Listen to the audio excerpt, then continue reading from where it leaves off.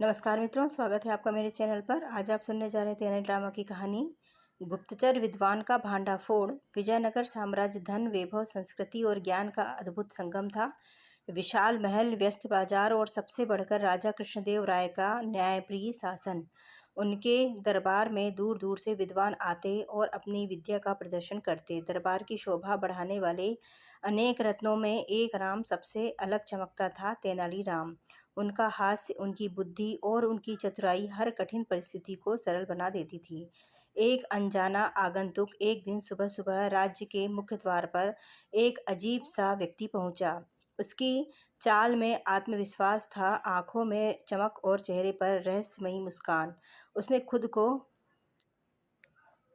परिचित कराया। मैं हूँ आचार्य महाविद्यानंद, दूर देशों का यात्री और शास्त्रों का ज्ञाता।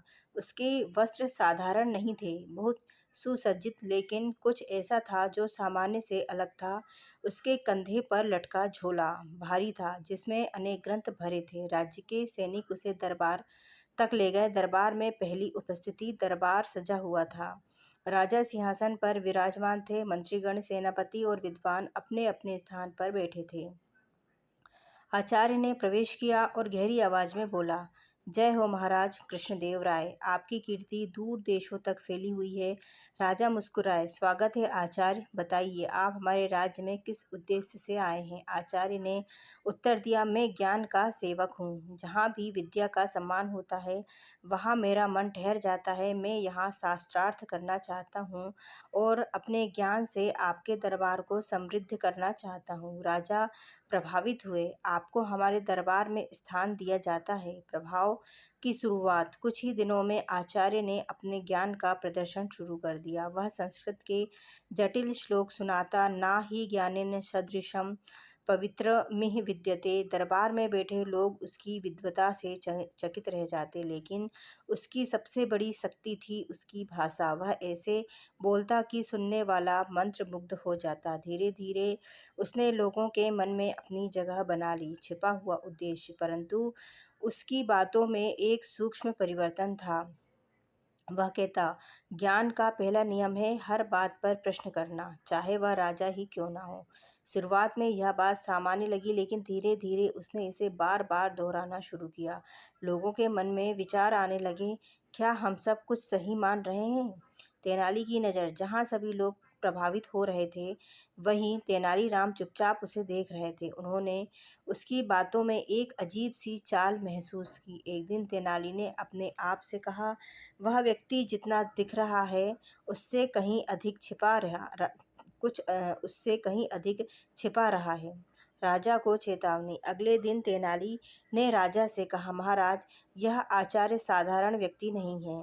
इसकी बातों में एक छिपा हुआ उद्देश्य है। राजा ने भौहें चढ़ाईं। तेनाली, तुम ऐसा क्यों सोचते हो। तेनाली ने उत्तर दिया, वह लोगों को ज्ञान नहीं भ्रम दे रहा है। राजा नाराज हो गए। तुम्हारे पास कोई प्रमाण है। तेनाली चुप हो गए। दरबारियों की प्रतिक्रिया। एक मंत्री बोला, महाराज, यह आचार्य तो बहुत महान विद्वान है, शायद तेनाली को उसकी विद्वता से ईर्ष्या हो रही है। दरबार में हल्की हंसी गूंज उठी। तेनाली मुस्कुराए, लेकिन कुछ नहीं बोले। विश्वास टूटता है। अब स्थिति यह हो गई कि लोग आचार्य की बातों को सच मानने लगे और तेनाली की बातों पर संदेह करने लगे। राजा ने स्पष्ट कहा, जब तक कोई ठोस प्रमाण नहीं है मैं तुम्हारी बात नहीं मानूंगा। तेनाली समझ गए, अब सीधे शब्दों से नहीं, कहानियों से समझाना होगा। तेनाली की पहली कथा, मिठाई वाला व्यापारी। तेनाली एक दिन सभा में कहा, महाराज, यदि अनुमति हो तो मैं एक कथा सुनाना चाहता हूँ। राजा ने सिर हिलाया। तेनाली ने शुरू किया। बहुत समय पहले एक छोटा सा गांव था, शांत, सरल और संतुष्ट। वहाँ के लोग मेहनती थे, लेकिन दुनिया की चालाकियों से अनजान। एक दिन एक व्यापारी गांव में आया। उसके पास रंग बिरंगी मिठाइयाँ थी, लाल, पीली, हरी, और सुगंध इतनी कि दूर से ही लोग आकर्षित हो जाएं। वह जोर से बोला, आओ आओ, मुफ्त मिठाई लो। गांव के बच्चे दौड़ पड़े, फिर बड़े भी आए। व्यापारी मुस्कुराते हुए सबको मिठाई देने लगा। पहले दिन सबको अजीब लगा, कोई मुफ्त में क्यों दे रहा है, लेकिन मिठाई इतनी स्वादिष्ट थी कि लोगों ने सवाल करना बंद कर दिया। दूसरे दिन वह फिर आया, तीसरे दिन भी अब लोग उसका इंतज़ार करने लगे। वह केवल मिठाई नहीं देता था, वह लोगों से बातें करता, उनकी समस्याएँ सुनता, उन्हें सहानुभूति देता। धीरे-धीरे वह गाँव का अपना आदमी बन गया। एक दिन उसने कहा, "मैं चाहता हूँ कि आप सभी अमीर बनें।" लोग चौंके, "कैसे?" वह बोला, "मेरे पास एक विशेष योजना है। मैं आपके घर में सोना रख सकता हूँ, लेकिन इसके लिए मुझे आपकी चाबियाँ चाहिए।" कुछ लोग हिचकिचाए, लेकिन बाकी बोले, "इसने हमें इतना दिया है, यह हमारा बुरा नहीं करेगा।" धीरे-धीरे सभी ने अपनी चाबियाँ उसे दे दी। अगली सुबह गाँव में सन्नाटा था। व्यापारी गायब था, घर खुले थे और सब कुछ लूट लिया गया था। तेनाली ने धीरे से कहा, "महाराज, लालच और मीठी बातों का जाल सबसे खतरनाक होता है।"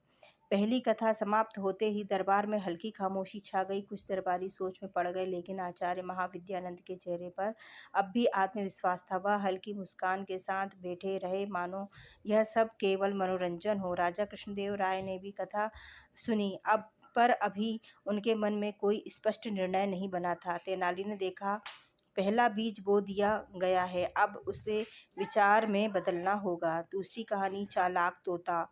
तेनाली ने विनम्रता से कहा, "महाराज, यदि अनुमति हो तो मैं एक और कथा सुनाना चाहूँगा।" राजा ने इशारा किया, "कहिए।" बहुत समय पहले एक समृद्ध राज्य था। उस राज्य के राजा को पक्षियों से अत्यंत प्रेम था, विशेषकर तोतों से। एक दिन एक व्यापारी दूर देश से एक अनोखा तोता लेकर आया। वह बोला, "महाराज, यह कोई साधारण तोता नहीं, यह मनुष्यों की तरह बोल सकता है और बुद्धिमान भी है।" राजा को आश्चर्य हुआ। तोते को सामने लाया गया। उसने तुरंत सिर झुकाकर कहा, "महाराज, आपकी जय हो। आप इस धरती के सबसे महान और बुद्धिमान शासक हैं।" राजा प्रसन्न हो उठे। उन्होंने तुरंत उसे अपने पास रख लिया। दिन बीतने लगे। तोता रोज राजा से बातें करता, "महाराज, आपका हर निर्णय सर्वोत्तम है, आपके समान कोई ज्ञानी नहीं।" धीरे धीरे राजा का हर निर्णय लेने से पहले तोते से सलाह लेने लगे। दरबारियों को यह अजीब लगा, लेकिन कोई कुछ नहीं बोला। एक दिन पड़ोसी राज्य के साथ व्यापार को लेकर चर्चा हो रही थी। तोते ने कहा, "महाराज, उन पर भरोसा मत कीजिए, व्यापार बंद कर दीजिए।" राजा ने तुरंत आदेश दे दिया। इससे राज्य को भारी नुकसान हुआ। ऐसी कई घटनाएं होने लगी। राज्य की स्थिति धीरे धीरे कमजोर होने लगी। दरबार के एक बुद्धिमान मंत्री को संदेह हुआ। उसने सोचा, यह तोता केवल मीठी बातें करता है, लेकिन इसके परिणाम हमेशा नुकसानदायक होते हैं। एक रात उसने गुप्त रूप से तोते की जांच करवाई। पता चला वह तोता दुश्मन राज्य में प्रशिक्षित किया गया था। उसे विशेष रूप से इस काम के लिए भेजा गया था कि वह मीठी बातों से राजा को गलत निर्णय लेने के लिए प्रेरित करे। मंत्री ने सबूत के साथ राजा के सामने सच्चाई रखी। राजा स्तब्ध रह गए। उन्होंने कहा, "मैं उसकी मीठी बातों में इतना फंस गया कि सच्चाई को पहचान नहीं पाया।" तेनाली ने कथा समाप्त करते हुए कहा, "महाराज, कभी कभी मीठी आवाज़ सबसे बड़ा धोखा होती है।" अब दरबार में गहरी चुप्पी। आचार्य विद्यानंद का चेहरा थोड़ा गंभीर हो गया। तीसरी कहानी, नकली साधु। तेनाली ने बिना रुके अगली कथा शुरू की। एक नगर में एक दिन एक साधु आया। उसका चेहरा शांत, वाणी मधुर और व्यवहार विनम्र था। वह मंदिर के पास बैठकर भजन करता और लोगों को उपदेश देता। त्याग ही सबसे बड़ा धन है। लोग प्रभावित हो गए। धीरे धीरे लोग उसे दान देने लगे। कोई अनाज देता, कोई धन। साधु कहता, "यह सब भगवान के कार्यों में लगेगा।" नगर में उसकी ख्याति फैल गई। लोग उसे सच्चा संत मानने लगे। लेकिन एक युवक को संदेह हुआ। उसने देखा कि साधु रात में चुपके से कहीं जाता है।